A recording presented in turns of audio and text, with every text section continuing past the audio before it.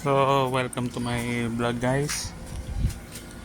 Ang ano natin is C400 Kawasaki C4. Ano ba yung mga nagiging issue niya? So, ano siya, mag 2 years na pala siya ngayon. So, yan ang tsura niya. So, guys, ito, sisimulan natin yung mga naging common issue o yung mga ano niya, yung mga lumabas sa sira. So, unahin natin sa radiator. Nagkaroon siya ng leak dito sa may radiator, dito banda. Parang gabuhok lang yung ano, yung leak niya. So, pinadala ko siya sa radiator shop. Binilan lang siya ng ano, ng radiator, yung epoxy na pang radiator. Tapos ininitan to para kumapit pagpahid. Sabi yun, hanggang ngayon wala pa rin naman, all goods naman. Kasi sabi do sa radiator shop, hindi raw pwedeng hinangin. Pag hininang, lalong lalaki yung butas. So, susunod na issue is dito sa may headlight. Yung bracket nito lumuluwag katagalan. So dito, yan o, nilagyan nga namin ng cable tie. Yan, may tornilyo. Lumuluwag talaga siya sa vibration. So yan.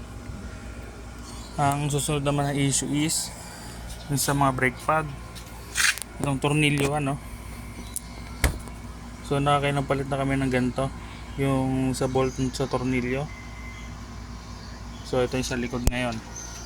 Ang samantala ginawa, winelding. Yan. Yan no. So kita nyo naman. Yan.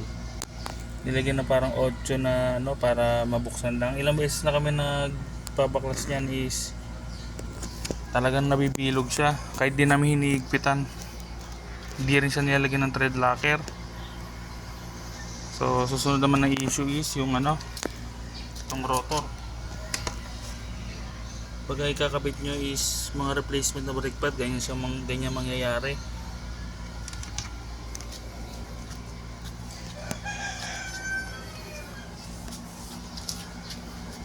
Tapos ang susunod naman is yung sa clutch lining nya. Ano pala tinakbo nito is 42,000 km. So nagpalit kami sa lining ng ito, sa lining kasi ano na siya, sliding na. So pinakamalayo na itong biyahe sa norte is Isabela, Alicia. Sa south naman, Legazpi, Albay. So ayan, all goods naman ng ibang ano. Tsaka ano pala to, napalinis na pala, napa throttle body cleaning. Ang importante guys, mapalitan nyo ng fuel filter kasi dumudumi siya lang ang gusto. Lalo kung kahit sabi mo branded o ano, hindi branded, pare-pares lang eh. Lalo kung tangke ng gasolinahan eh, hindi mo masabi, may kalakalawang o luma na. Tsaka ito, dinagdagan namin ng auxiliary fan kasi sobrang init. Lalo ngayon, tag-init na. So yan, all goods naman. Tsaka naka Orion na tambucho na. Yan, tatak Orion. Tsaka ang issue pa is dito, malambot yung upuan. Yan, yung plastic nya may crack na yan.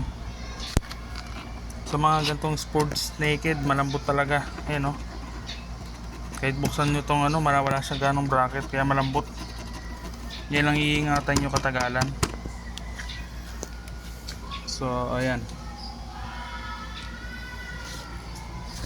So hanggang dito na lang. Salamat sa panonood.